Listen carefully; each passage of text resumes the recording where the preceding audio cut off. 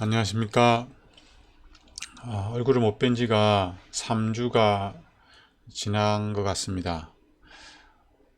이렇게 되면 저희들이 얼굴을 못 뵙고 한 해를 마무리하고 또 새해를 맞이하게 될 텐데요. 저희가 비록 대면하지는 못하지만 각자 있는 곳에서 말씀과 기도로 하나님 안에서 우리의 마음이 연합되면 좋겠습니다. 저희가 사경회를 주어진 주제로 하지 않고 조사 심판을 주제로 사경회를 하기로 했습니다. 그래서 2021년도 사경의 주제인 창조신앙과 새천사의 기별은 제가 시간이 되는 대로 말씀을 준비해서 나누고자 합니다. 제가 개인적으로 말씀을 준비한 게 아니라 다른 분이 준비한 말씀을 제가 소화를 해서 전해야 하는 거라 약간 좀 어색하고 제 옷을 입지 않은 것 같은 불편함은 있지만 주신 말씀을 잘 연구하고 이해해서 여러분과 함께 나누도록 하겠습니다. 창조 신앙과 새천사의 기별, 오늘은 그 첫 번째 시간입니다. 첫째 날 주제는 창조 신앙과 진화 신앙, 창조 신앙과 진화 신앙입니다. 로마서 12장 2절 말씀을 함께 읽겠습니다.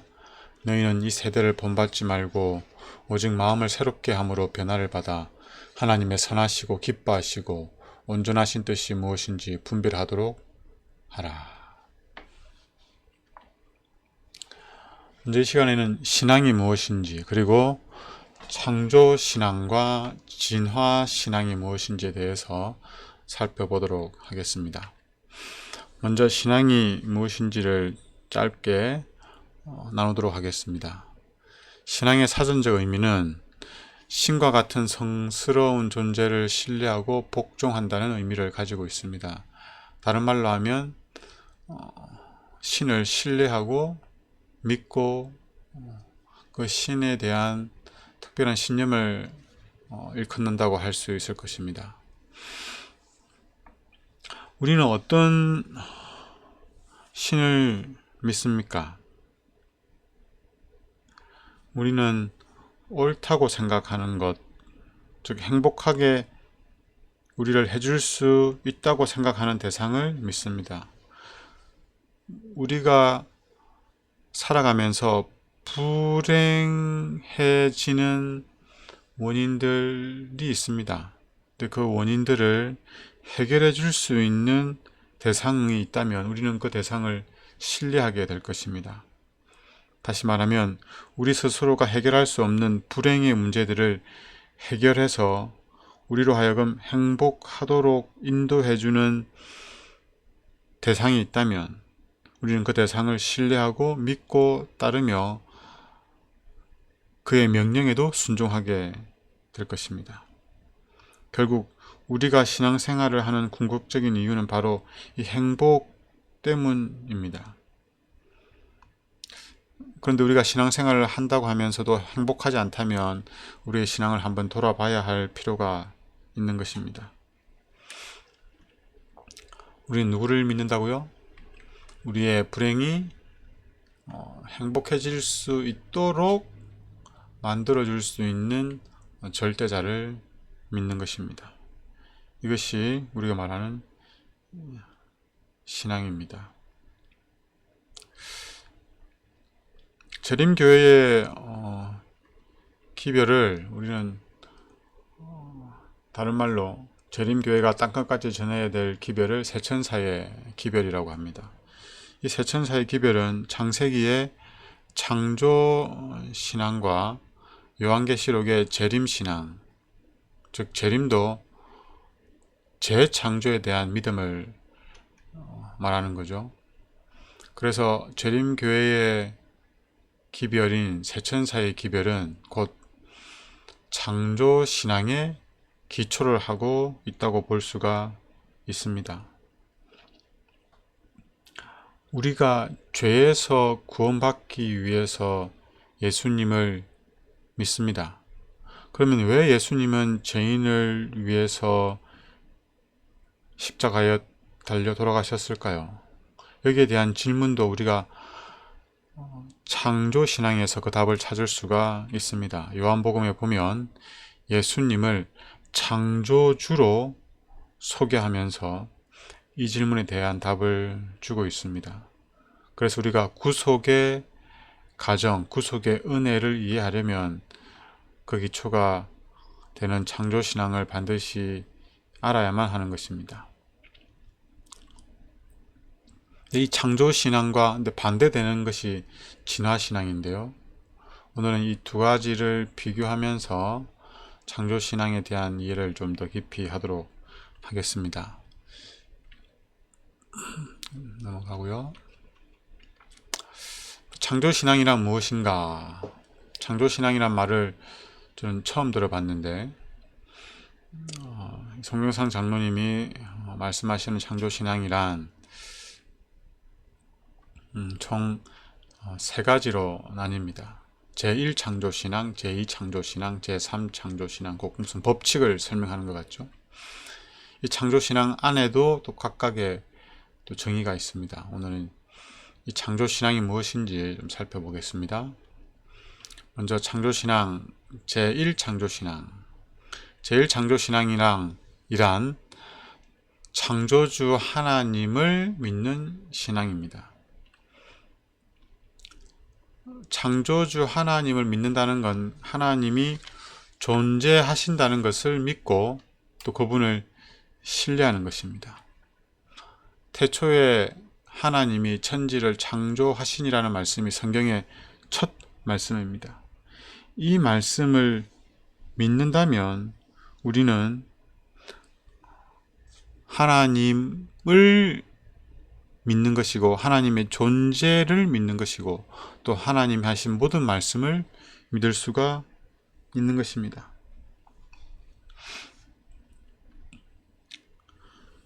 히브리서 11장 6절에는 하나님이 계신 것을 믿으라고 말하고 있습니다. 우리가 하나님을 믿으려면 하나님에 대해서 알아야 됩니다. 하나님을 알면 알수록 우리는 하나님에 대한 더 확실하고 큰 신뢰를 나타낼 수가 있습니다.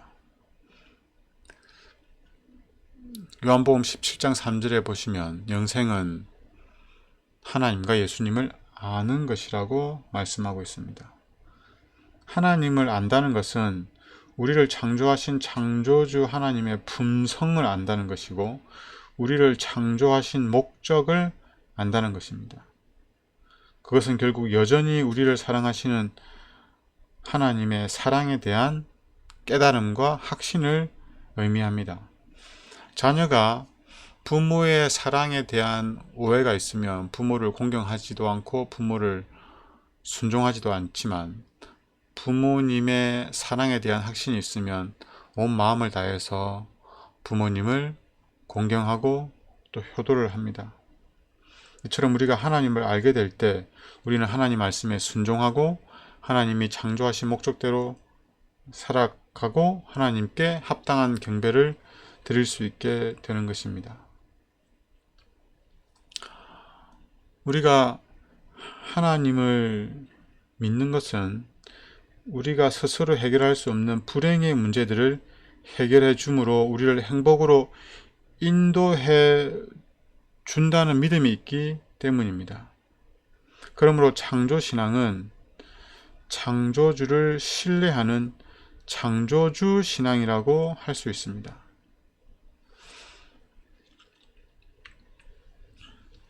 근데 이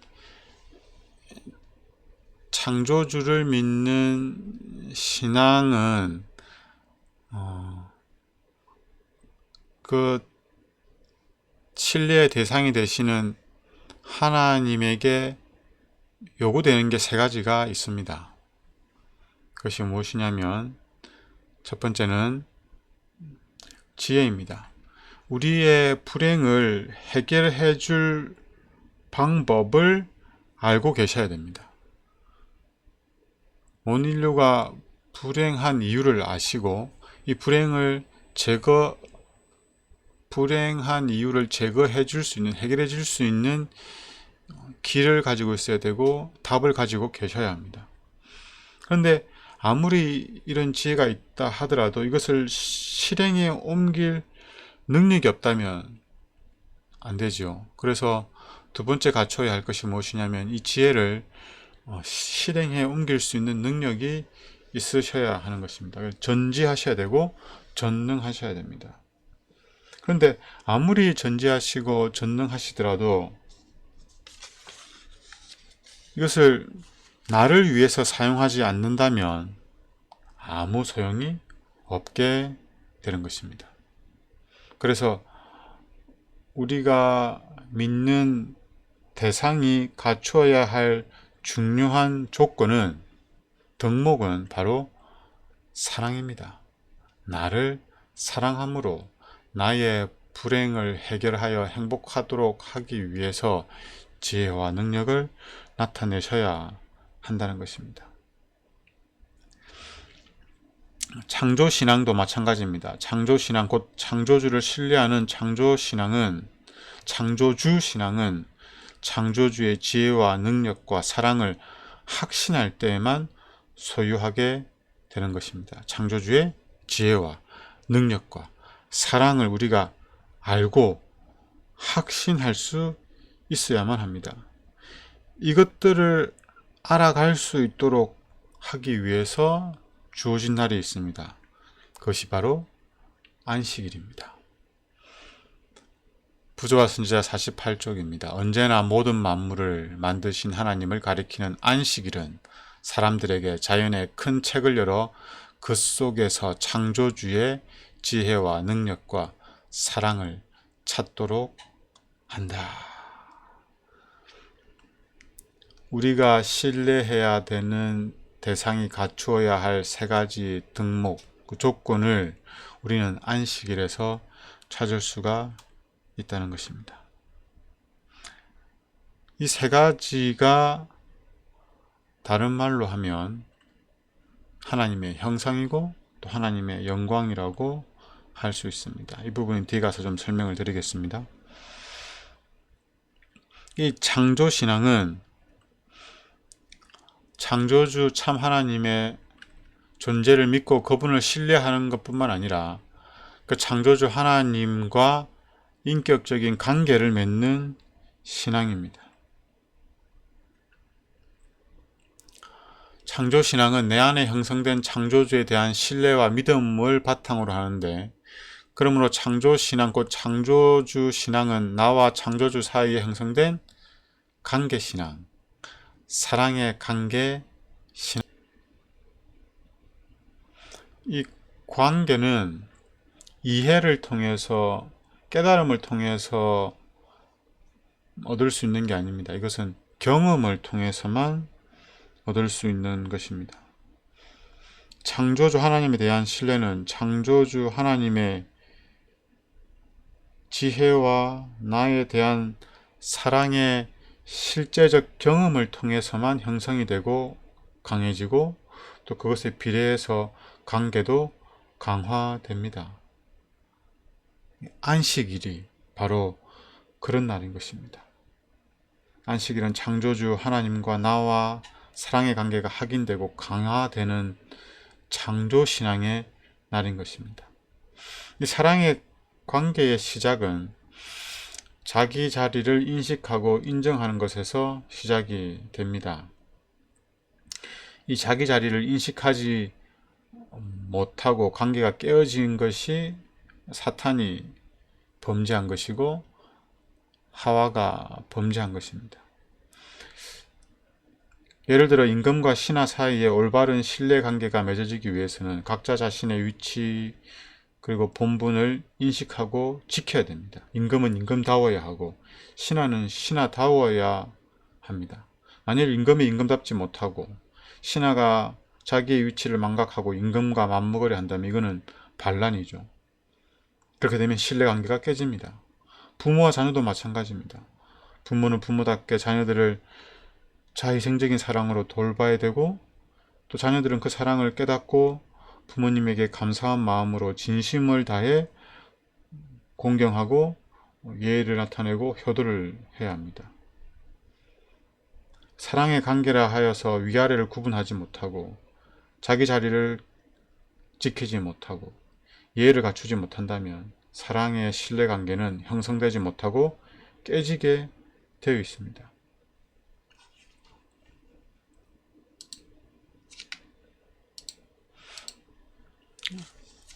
사랑의 관계 시작은 자기 자리를 인식하고 인정하는 것입니다. 하나님을 창조주로 우리가 인정하고 믿고 우리는 피조물인 사실을 인정하고 받아들이는 것입니다.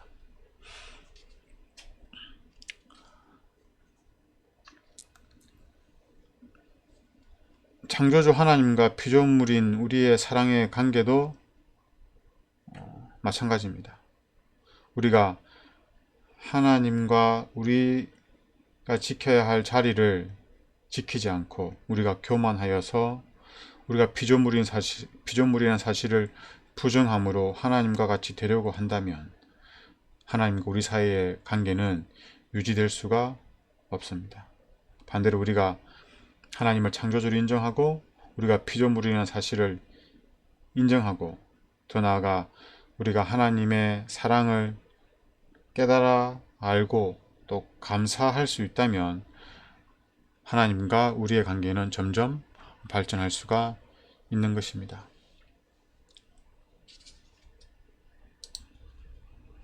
그래서 우리는 안식일을 회복해야 할 이유가 있는 것입니다.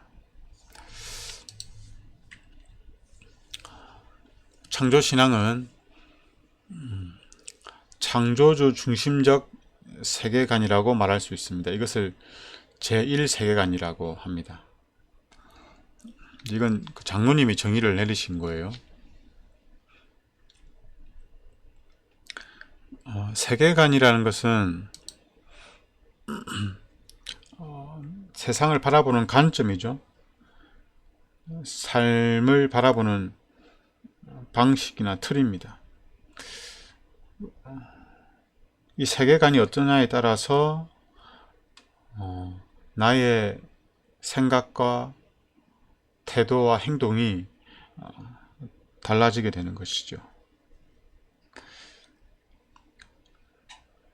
우리가 창조주의 존재를 인정하고 나와 창조주의 자리를 인정하게 될 때 나와 창조주의 정확한 자리가 어디일까요? 창조주 하나님이 어디에 자리하셔야 올바른 자리에 계신 거고 나는 어디에 있어야 올바른 자리에 있는 것일까요? 하나님이 계셔야 할 자리는 바로 우리 마음입니다. 하나님을 단순히 이해하고 우리 바깥에 두는 것이 아니라 하나님을 믿음으로 우리 마음 가운데 창조주로 주권자로 주인으로 받아들여야 한다는 것입니다. 하나님께서 우리 마음의 중심이 되는 세계관은 어떤 것일까요? 먼저 그 예로 부모 중심적 가족관을 좀 말씀드리겠습니다. 이게 관점이에요, 관점. 부모가 중심이 되는 세계관으로 우리가 살아간다면 어떠한 삶을 살게 되는가 하면 부모의 사랑을 깨달아 알고 그 부모의 뜻에 순종하는 삶을 살아가게 될 것입니다. 그것은 곧 내 형제를 내 몸과 같이 사랑하는 것이고 부모님을 공경하는 것입니다. 이렇게 할 때 행복한 가정이 이루어지는 것이죠. 이게 바로 부모님이 중심이 되는 가족관입니다. 이처럼 하나님이 우리의 중심이 되는 세계관은 어떤 것일까요? 바로 우리가 하나님의 사랑을 깨달아 알고 그 하나님의 뜻대로 순종하여서 이웃을 내 몸과 같이 사랑하는 것입니다. 이것이 하나님을 경배하는 것입니다. 이렇게 될 때 우리는 행복한 삶을 살아갈 수가 있는데, 이것을 가능하게 하는 것이 바로 창조 신앙이라는 것입니다.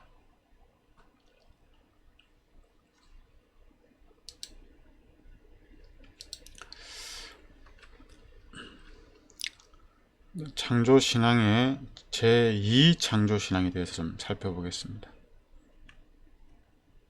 내 안에 창조주 참 하나님의 형상이 있음을 믿는 신앙을 말합니다.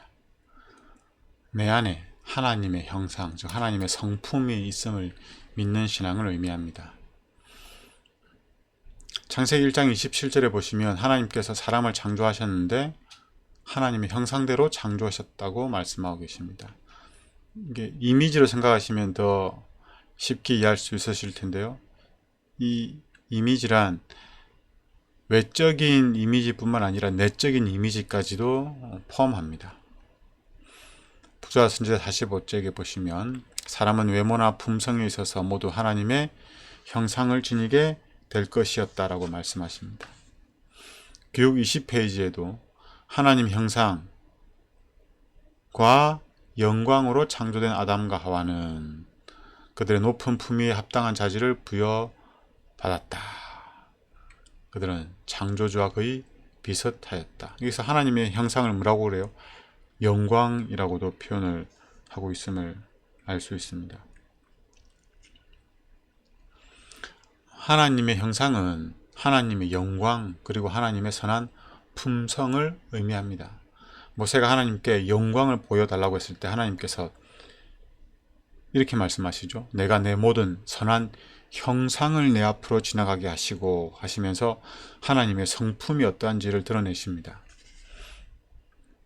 산상보원에 이렇게 말합니다. 하나님의 영광 곧 하나님의 품성은 당신께서 택하신 자들에 의해 시련과 핍박을 통해 나타난다. 하나님의 영광이 품성을 통해 나타난다는 것입니다. 하나님의 선하심은 그분의 영광이다. 안식일은 우리에게 만물 가운데에서 창조주의 영광을 발견하라고 명령한다. 우리가 이 안식일을 온전하게 보낸다면 하나님의 영광을, 하나님의 성품을 발견할 수가 있는 것입니다.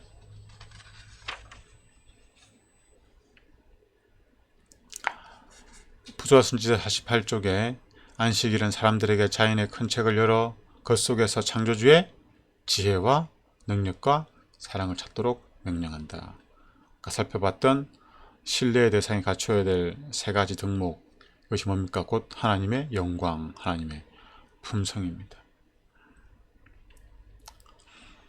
이제 그로 정리를 하면 하나님의 형상은 뭐죠? 하나님의 품성이고, 그것은 하나님의 선하심이고, 하나님의 영광이며, 하나님의 지혜, 능력, 사랑을 다 포함하는 것입니다.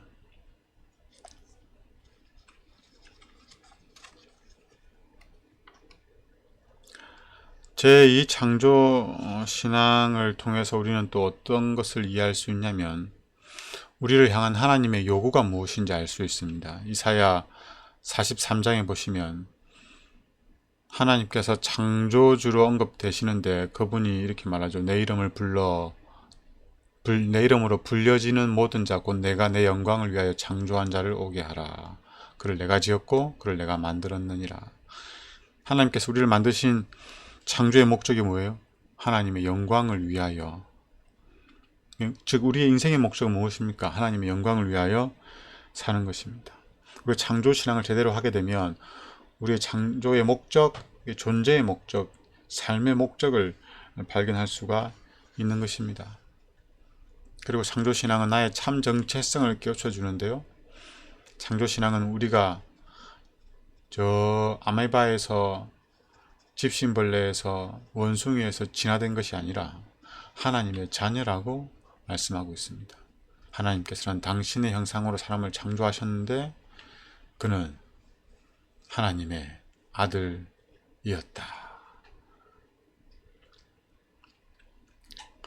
그리고 창조신앙은 우리의 삶의 목표를 명확히 알려줍니다. 우리가 하나님의 영광을 위하여 살아야 되지만 사실 그것이 불가능한 상태가 되었습니다. 그러나 하나님께서는 구속의 경륜을 통해서, 그 복음을 통해서 우리가 하나님의 형상을 회복할 수 있다는 것을 알려주셨습니다. 즉 이제 우리의 삶의 목표가 생겨난 거죠. 아무런 소망과 희망이 없는 그 죄인의 삶 속에 아주 고상하고 거룩하고 선한 목표가 생긴 것입니다. 그것은 하나님의 형상을 회복하는 것입니다.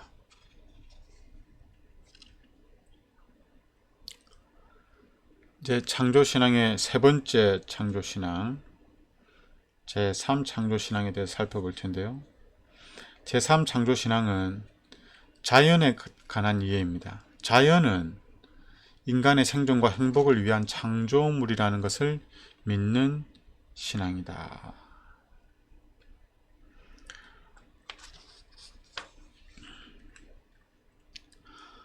창세기 1장 31절에 보시면 하나님께서 엿새 동안 창조 사역을 마치시고 나서 하나님께서 만드신 것들을 보시기에 심히 좋았더라고 되어 있습니다. 그리고 이것을 하나님께서는 아담과 하와에게 다스리도록 합니다. 하나님께서 보시기에 이 자연이 심히 보기에 좋을 수 있었던 것은 바로 이 자연이 사람에게 주신 선물이었기 때문입니다. 사람들에게 필요로 되는 모든 것들을 이 자연들이 많은 부분 채워줄 수 있을 것이었기 때문입니다. 어떤 것과 비슷하냐면 부모님이 아이를 출산하기 위해서 기저귀, 옷, 신발, 장난감 이런 것들을 준비해 놓은 것을 볼 때 보기에 좋은 것과 동일한 것입니다. 하나님께서 이 세상을 우리의 필요를 채울 수 있는 선물로 주신 겁니다. 이것은 사랑입니다. 그래서 우리가 이 천년계를 통해서 하나님의 사랑을 확인할 수가 있는 것이지요. 천년계를 바라보라. 이것이 우리의 행복이 얼마나 적당한가. 하나님은 곧 사랑이라는 문구는 꽃봉오리마다, 풀마다, 공중을 즐거운 노래로 충만케 하는 아름다운 새들, 향기를 풍기는 연연하고 고운 꽃들, 잎이 청청하게 무성한 수풀의 교목들, 이 모든 것은 우리 하나님의 인정있고 자부적인 권고와 그 자녀를 행복하게 하시려는 갈망을 증거하는 것이다.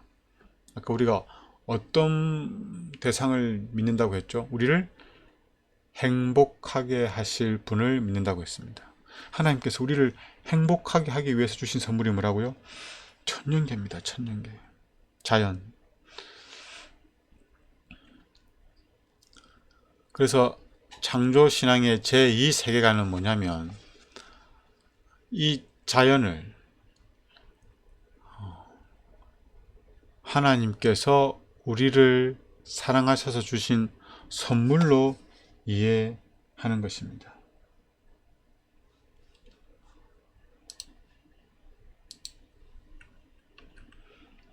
천년계의 사물들은 하나님의 선한 품성의 표현이며 그것들을 통해서 우리는 사랑과 능력과 영광을 이해하게 됩니다. 하나님께서 우리에게 주신 선물인 이 자연을 통해서, 천년계를 통해서 우리가 뭘 알 수 있어요? 하나님의 품성을 이해할 수가 있습니다. 만물이 비록 퇴폐한 상태가 되긴 하였지만 아직도 그 가운데 아름다운 면이 많이 남아있고 하나님이 주고자 하시는 실물 교훈이 말살되지는 않았다. 천년계를 올바로 이해하게 되면 그것들이 그들의 창조주에 대하여 말하고 있음을 알게 될 것이다. 그래서 우리 믿음의 부조들, 그리고 침례 요한, 예수님 다 어디서 하나님을 배웠어요? 천년계 속에서, 자연 속에서 하나님을 배웠습니다. 이제 이와 반대되는 창조 신앙과 반대되는 진화 신앙을 좀 살펴보겠습니다. 진화 신앙이란 또 세 가지로 나눌 수 있는데요. 제1 진화 신앙은 창조를 부인하는 것으로 창조주를, 즉 하나님의 존재를 부정하는 신앙입니다. 이게 진화 신앙의 제1목적이기도 한데요. 창조주를 부인함으로 우리가 마땅히 있어야 될 자리, 하나님이 마땅히 계셔야 할 자리를 우리가 다 흩어버리고 깨트려버리고 무너뜨리는 거예요. 그래서 하나님이 내 삶의 중심이 되어야 되는데 누가 내 삶의 중심이 돼요? 내가 내 삶의 중심이 되는 겁니다. 즉 이기적으로 살아갈 수밖에 없도록 만드는 겁니다. 진화론 논쟁이라는 책에 보면 이렇게 말해요. 이 진화론이 이게 보급되면서 어떤 일이 있게 됐냐면 세계관이 달라지게 됩니다. 세상을 바라보는 관점이, 사물을 바라보는, 현상을 바라보는, 삶을 바라보는 관점이 달라졌어요. 근데 그것뿐만 아니라 믿음도 달라지게 된 것입니다. 다윈은 창조주 중심의 세계관을 붕괴시켰다라고 말하고 있습니다. 이제 현 시대의 가장 유명한 이제 무신론자 학자인 리처드 도킨스가 쓴 책에 보시면 이런 말이 있습니다. 신은 착각이며 유해한 착각이다. 신이 우리에게 도움이 안 된다는 거죠. 오히려 해가 된다는 거예요. 근데 하나님이 우리 마음의 중심으로 계시지 않을 때는 내가 우리 마음의 중심이 됩니다. 그렇게 되면 우리는 이기적으로 살 수밖에 없는데, 그렇게 될 때 우리는 부모의 사랑을 오해하게 되고 부모를 공경하지 않게 되고 또 부모의 뜻에 순종하지 않게 되어 우리의 형제들을 경쟁의 대상으로 생각합니다. 이렇게 되면 행복한 가정이 이루어질 수가 없는 거죠. 행복이 깨어지는 것입니다. 모든 관계가 깨어지기 때문에 그렇습니다. 이게 바로 진화신앙에 기초하고 있는 것입니다. 우리가 자녀를 양육할 때 공부를 시키잖아요. 공부를 잘해야 되는데 누구보다 잘해야 돼요? 네. 우리 자녀들의 친구보다 잘해야 됩니다. 우리 옆집에 사는 아이보다 잘해야 되고 내 친구의 자녀보다 잘해야 됩니다. 맞죠? 그렇게 진화신앙은 우리를 끊임없는 경쟁, 무한 경쟁 속으로 떠밀어 넣습니다. 리처드 도킨스가 이제 버스 광고를 하기 위해서 모금을 했어요. 근데 2주가 안 돼서 2억이 모였습니다. 어떤 문구였냐면 광고 문구가 There is 그렇고 아마도 신은 존재하지 않는 것 같다.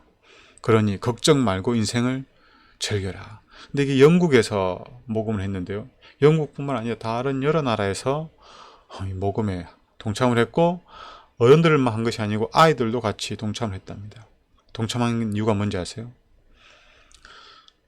불신지옥, 하나님 믿지 않으면 지옥 간다.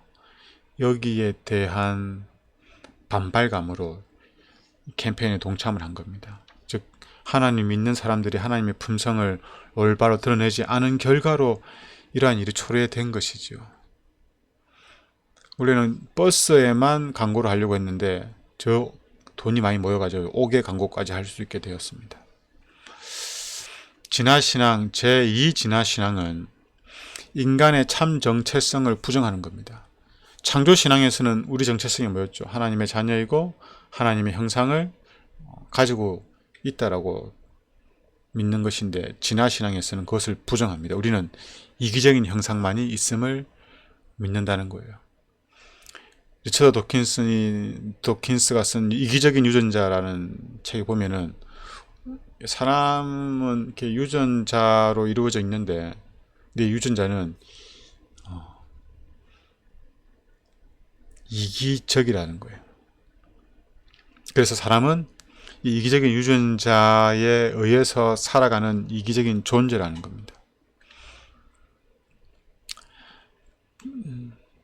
세 번째 진화 신앙은 무엇이냐면 이 자연에 대한 관점이 달라지는 겁니다. 창조 신앙에서는 자연에 대한 관점이 뭐였죠? 하나님께서 우리에게 주신 선물. 그래서 우리가 이 자연을 잘 지키고 보존해야 되는 것입니다. 그런데 진화 신앙은 그렇지 않습니다. 자연의 참 정체성을 부정하고 자연을 자신만 살아남기 위해 서로 경쟁하며 싸우는 존재로 보는 신앙입니다. 진화 신앙은 이 자연을 적자 생존, 즉 경쟁하는 존재라고 규정을 합니다. 그래서 도킨스는 이렇게 말하죠. 손톱에 피범벅을 한 존재들이라고 자연에 있는 생물들을 그렇게 표현을 했습니다.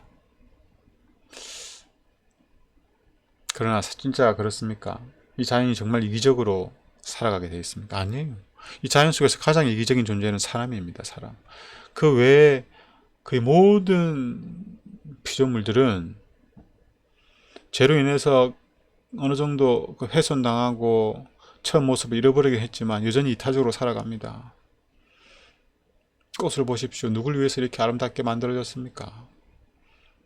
꽃이 자기 보존을 위해서라면 글쎄요. 하늘에 계신 아버지께서는 인간에 대한 당신의 사랑을 보여주시기 위하여 아름다운 꽃들을 만드셨다. 여러분 북극이 아니고 남극의 그 황제 펭귄입니까? 그 펭귄들이 그 영하 수십도 속에서 새끼를 낳고 알을 낳고 그 알을 부화시키기 위해서 품고 있는데 그건 이타적입니다. 그 목숨을 걸고 하는 거잖아요. 근데 그것도 어떻게 합니까?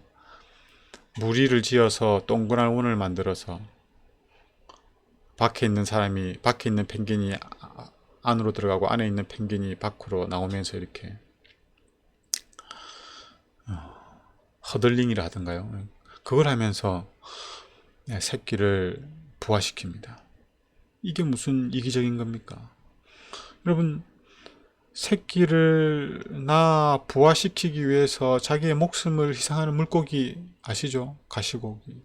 거미도 그런 게 있어요. 심지어 문어도 그래요.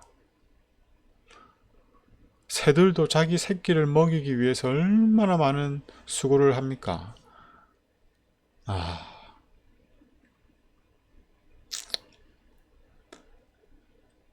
진화론자들은 인간과 자연을 구분하지 않습니다. 인간을 자연의 하나로 보고 이 속에서 살아남기 위해서는 무한 경쟁을 해야 된다는 겁니다. 아마존은 이제 지구의 허파라고 불리는데요. 지구의 산소를 공기의 3분의 1을 만든다는 말도 있는데 이게 어마어마한 양인데 이게 많이 훼손되고 있습니다. 경제 원리에 의해서. 학자들은 계속 이렇게 가다가는 100년도 안 돼서 이 지구가 거의 멸망할 거라고 말하고 있습니다. 그거 다 아시잖아요. 지구온난화 때문에 얼마나 많은 자연재해가 일어나고 있습니까? 이것이 다 뭐에 근거한 겁니까? 진화신앙에 대해 근거한 것입니다. 나 중심적인 삶을 살도록 방치해뒀기 때문에 이런 일들이 일어나는 것입니다.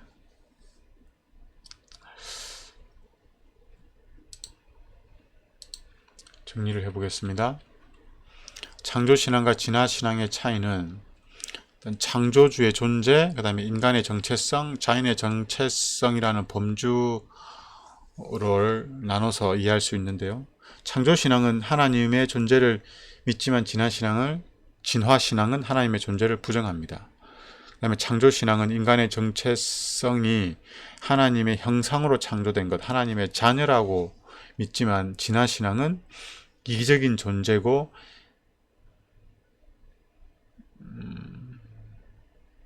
자기만을 위해 살아가도록 만들어졌다는 거죠.